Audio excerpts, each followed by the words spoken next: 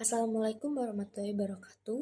Perkenalkan, kami dari kelompok 5 pengantar bisnis. Pada kesempatan kali ini, kami akan mempresentasikan tentang exploring sosial media dan e-bisnis. Sebelumnya, perkenalkan saya untuk memperkenalkan kelompok saya. Yang pertama ada Fahma dengan NIM akhir 003, yang kedua ada Ahikil dengan NIM akhir 041, yang ketiga ada Aldo Setiawan dengan NIM akhir 009, yang keempat ada saya sendiri, Nabila Sintia, dengan NIM akhir 032. Yang terakhir ada Adida Putri dengan NIM akhir 028. Why is social media important? Kenapa sih media sosial itu sangat penting? Kita lihat nih, ketika kita sedang keluar ke suatu tempat atau kita sedang makan, pasti kebanyakan orang akan sering melihat handphone. Biasanya yang mereka buka itu aplikasi-aplikasi seperti Facebook, Instagram, ataupun Twitter. Nah, 3 aplikasi ini merupakan salah satu contoh dari media sosial. Media sosial tampak fenomena yang sangat aneh, tapi asik, di mana jutaan orang dengan bebas berbagi, berkreasi, memilih, dan terhubung dengan orang lain dengan sangat-sangat mudah dengan menggunakan teknologi yang berbasis internet. What is social media and how popular is it? Apa sih sosial media itu dan kenapa bisa populer?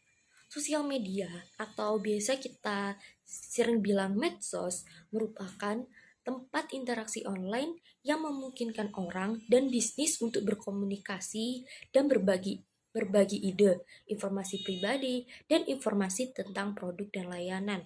Maksudnya produk dan layanan ini mereka bisa perusahaan dapat berbagi tentang adanya diskon dari produk tersebut, seperti itu. Nah, ini merupakan tentang budaya partisipasi, yang berarti bahwa orang sekarang dapat berdiskusi, memilih, membuat, dan juga terhubung dan dapat berpendapat dengan jauh lebih mudah daripada sebelumnya.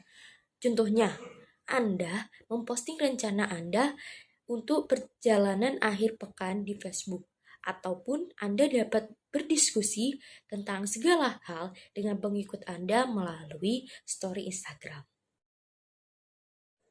Why business use social media? Menggunakan media sosial, perusahaan dapat berbagi informasi tentang produk dan layanan mereka, dan juga dapat membantu meningkatkan layanan pelanggan. Media sosial juga dapat membantu perusahaan untuk mempelajari kesukaan dan ketidaksukaan pelanggan, mencari masukan publik tentang produk dan pemasaran, dan mempromosikan produk tertentu. Contohnya nih, misalnya sebuah perusahaan ingin melaunching produk baru mereka. Perusahaan dapat memposting foto dan juga informasi-informasi mengenai produk baru mereka. Ini dapat membantu perusahaan untuk menarik minat beli para pelanggan. Dan juga nih, perusahaan dapat membaca komentar yang ada di media sosialnya mengenai keunggulan dari produk mereka dan juga mungkin kekurangan dari produk mereka agar perusahaan dapat memperbaiki produk mereka. Social media tools for business use.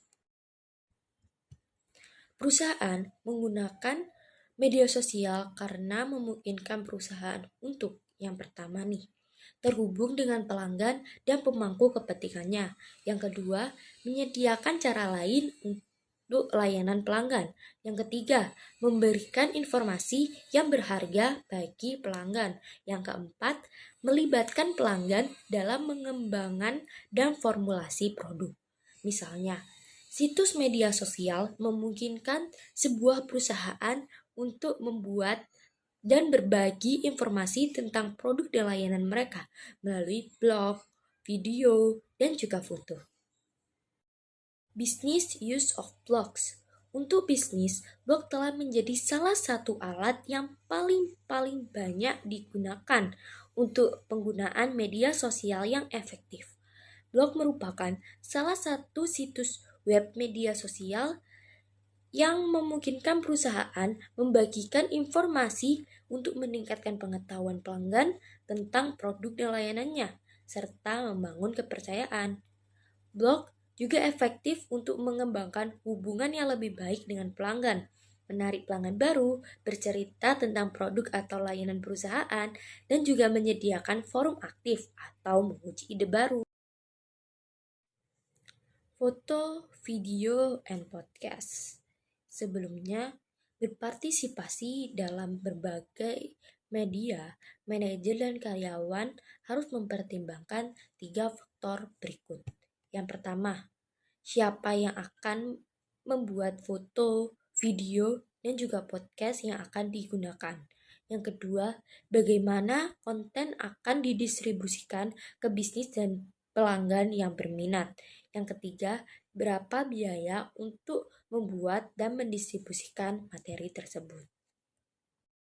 Foto.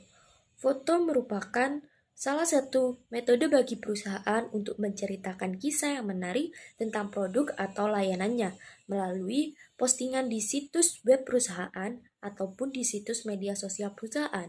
Nah, foto ini merupakan salah satu hal yang sangat penting karena jika foto yang dihasilkan perusahaan tentang produknya itu jelek, maka akan sulit untuk menarik minat pembeli pelanggan.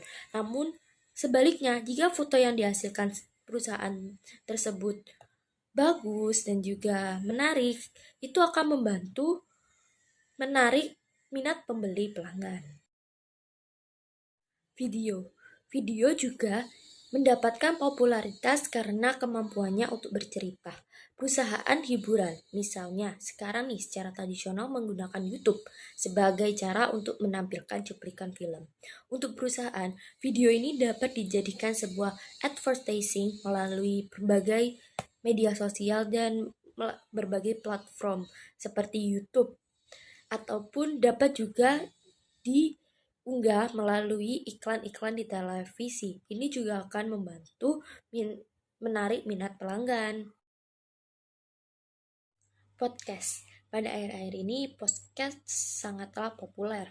Podcast merupakan file audio atau video digital yang didengarkan orang atau ditonton secara online di tablet, komputer, pemutar MP3, ataupun di handphone. Hal yang hebat tentang podcast adalah bahwa podcast ini tersedia untuk diunduh kapan saja dan juga dapat didengarkan baik secara online maupun offline. Nah, jika kita melihat sebuah podcast di YouTube, pasti banyak para pembicara di podcast akan menaruh beberapa produk yang mereka sponsori, ataupun mereka akan mempromosikan produk yang mereka sponsori itu di podcast mereka, seperti itu. Selanjutnya di sini saya akan menjelaskan mengenai social media ratings. Social media ratings di sini memungkinkan pembeli untuk menerima pendapat, rekomendasi, dan juga rujukan dari orang lain yang sebelumnya telah membeli produk atau layanan. Jenis informasi ini tersedia melalui situs media sosial dan dapat mencakup ulasan dan peringkat serta informasi mengenai program promosi penjualan.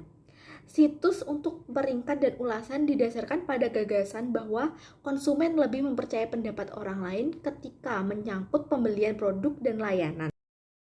Berikutnya adalah social games. Social games sendiri merupakan aktivitas multiplayer kompetitif yang berorientasi pada sasaran dengan aturan keterlibatan yang ditetapkan dan konektivitas online di antara komunitas pemain. Oke, next saya akan memaparkan mengenai achieving business objectives through social media. Beberapa dari tujuan ini adalah jangka panjang, seperti membangun kesadaran merek dan reputasi merek, sementara yang lain lebih jangka pendek, seperti meningkatkan lalu lintas situs web atau menghasilkan prospek penjualan. Yang pertama adalah social media communities. Social media community sendiri merupakan jejaring sosial berdasarkan hubungan di antara orang-orang. Komunitas elektronik ini mendorong komunikasi dua arah yang memungkinkan orang-orang untuk mengembangkan profil dan mengidentifikasi orang lain untuk terhubung dengan menggunakan teknologi dan juga internet.